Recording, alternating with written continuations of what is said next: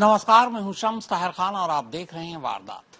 8 अगस्त की रात ठीक 11 बजे संजय रॉय पहली बार अस्पताल पहुंचा था। वो वहां करीब आधे घंटे रुका, फिर अस्पताल से निकल गया। इसके बाद दोबारा वो रात 1 बजे अस्पताल गया, लेकिन इस बार वो सुबह 4:37 पर अस्पताल से निकला और सीधे कोलकाता पुलिस के बैरक में जाकर सो गया। वो अस्पताल के उस सेमिनार हॉल में करीब 40 मिनट तक रुका था, जिस हॉल से जूनियर डॉक्टर की लाश मिली थी।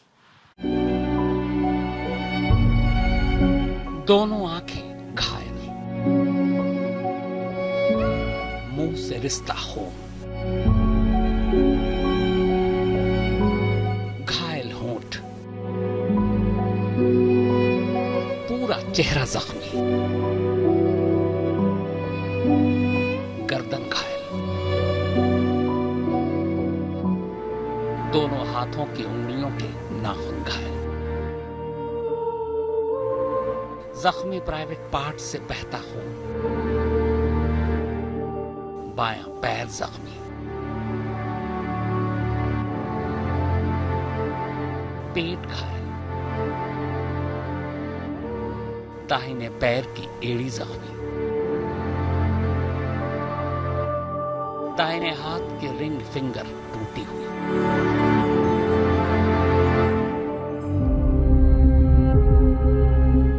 ये जख्मों की वो लिस्ट है जो कोलकाता की ट्रेनी जूनियर डॉक्टर के हिस्से आई है। जब ये लिस्ट ही कलेजा चीर रहा हो तो सोचिए, अगर हर जख्म की कहानी की तरह सुना दी जाए तो क्या होगा। खुद को और खुद की आबरू को बचाने के लिए जूनियर डॉक्टर ने तब तक लड़ाई लड़ी जब तक होश ने उसका साथ दिया, और जब तक वो होश में थी। घायल होकर भी खुद को और खुद के आबरू को बचा ली गई, लेकिन जख्मों की लिस्ट इतनी लंबी थी कि वो दर्द और होश दोनों से हार गई। अब वो वहशी उसे नजर भी नहीं आ रहा था, क्योंकि जिस चश्मे को उसने पहन रखा था, उस चश्मे का ग्लास भी टूटकर उसकी दोनों आंखों को घायल कर चुका था। आंखें बंद थी और वो बेहोश, और इसी बेहोशी के आलम में वो तब तक उसकी आबरू लूटता रहा जब तक उसकी सांसें थम नहीं गई। लेकिन वो इस कदर नशे में था कि उसे यही एहसास नहीं रहा कि जूनियर डॉक्टर जिंदा भी है या नहीं। डॉक्टर शोर न मचाए, इसलिए जब तक वो होश में रहे वो उसका मुंह दबाकर उसकी चीखों को घोटता रहा। फिर मौका मिला तो उसके वही हाथ उसकी गर्दन तक पहुंचे। इस बीच कब गला घुट गया उसे इसका भी एहसास नहीं था। जूनियर डॉक्टर की पोस्टमार्टम रिपोर्ट सामने आ चुकी है। इस रिपोर्ट ने हर जख्म का हिसाब दे दिया। रिपोर्ट कहती है कि जूनियर डॉक्टर के जिस्म पर जितने भी जख्म मिले वो उसे तब मिले जब वो खुद को बचाने की कोशिश कर रही थी। इसी कोशिश में उसके चश्मे का शीशा टूटा था, जिसके टुकड़े उसकी आंखों में धंस गए। दोनों आंखों से खून आने की यही वजह थी। चेहरे, नाक, मुंह पर जो जख्म थे वो इसलिए आए जो कि आरोपी लगातार उसे काबू करने की कोशिश कर रहा था।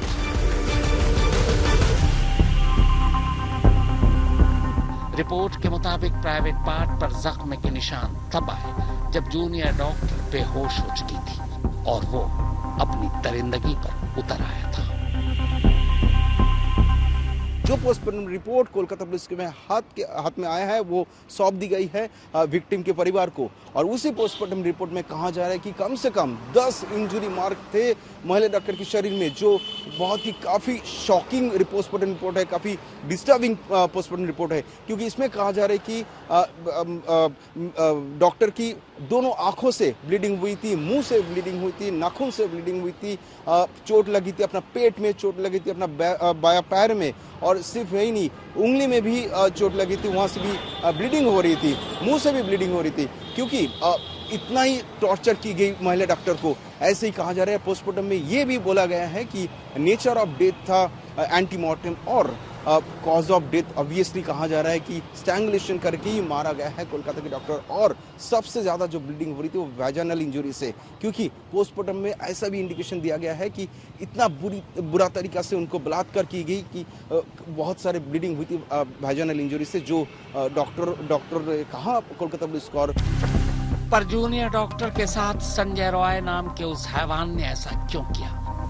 क्या संजय की जूनियर डॉक्टर से कोई दुश्मनी थी? क्या वो जूनियर डॉक्टर को हासिल करना चाहता था, या जूनियर डॉक्टर को लेकर उसकी नीयत खराब थी, या फिर ये सब कुछ अचानक हुआ? इन सवालों के जवाब सामने लाने के लिए संजय की पूरी कहानी सामने लानी जरूरी है, खासकर वारदात वाले दिन और उससे कुछ दिन पहले। तो कोलकाता पुलिस के मुताबिक पिछले कुछ दिनों की संजय की रूटीन कुछ यूं थी।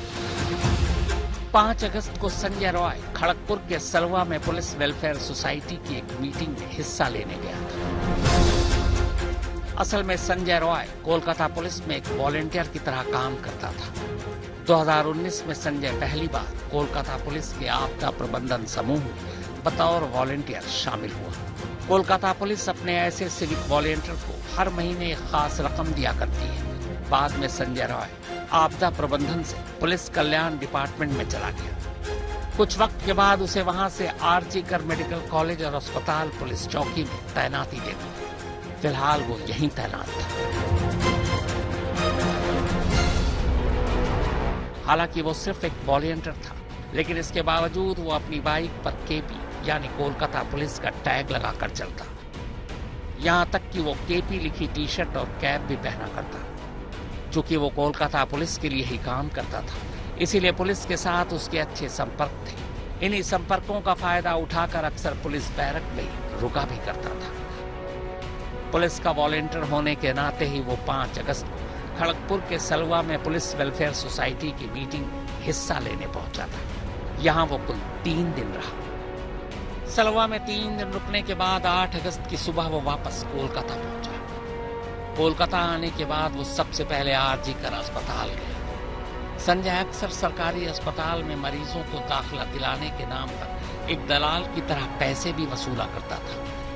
8 अगस्त को भी उसने इसी तरह एक मरीज को अस्पताल में भर्ती कराया। भर्ती कराने के बाद वो अस्पताल से चला गया। इसके बाद वो पूरे दिन अस्पताल नहीं गया।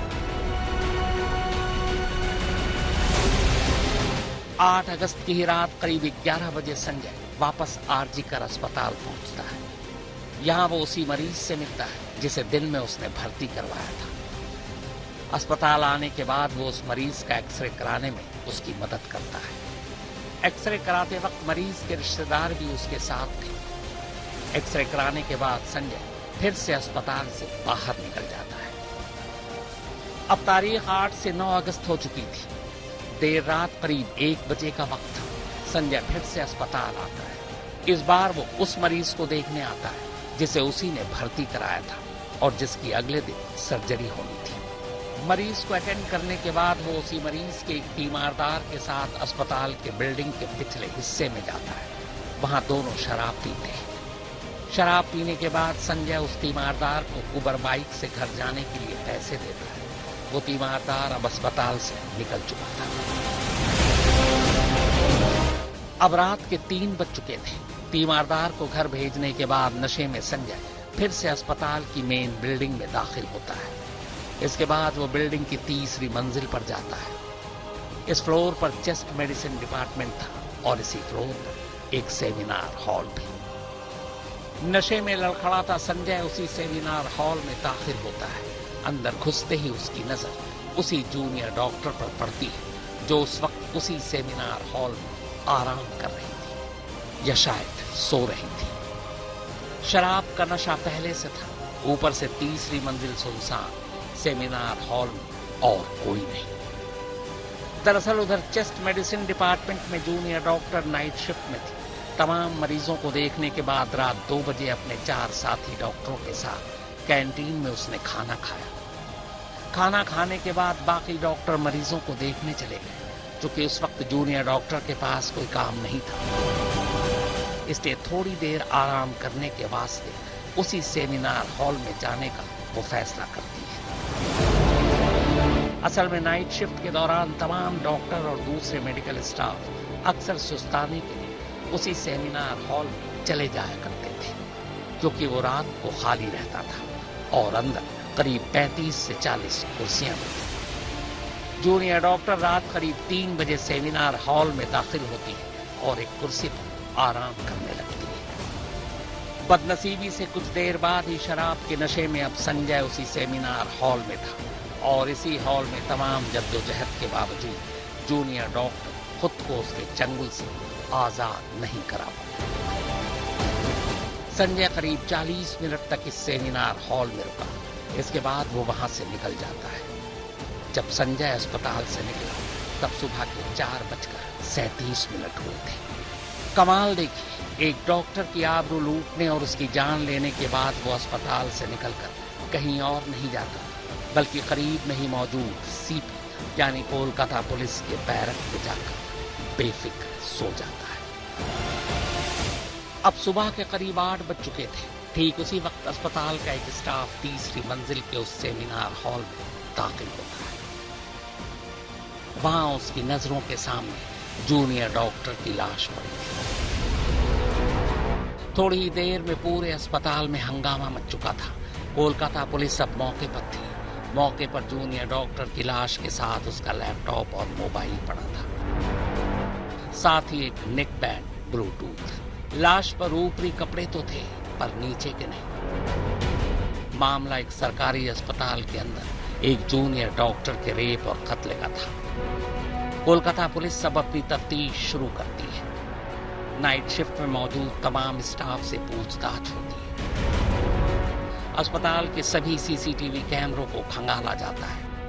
खासकर तीसरी मंजिल पर मौजूद सेमिनार हॉल की तरफ जाने और आने के रास्तों पर लगे हर कैमरों को बारीकी से चेक किया जाता है। और तब पहली बार उसी कैमरे में लड़खड़ाता संजय रॉय नजर आता है, कोलकाता पुलिस का अपना वॉलंटियर।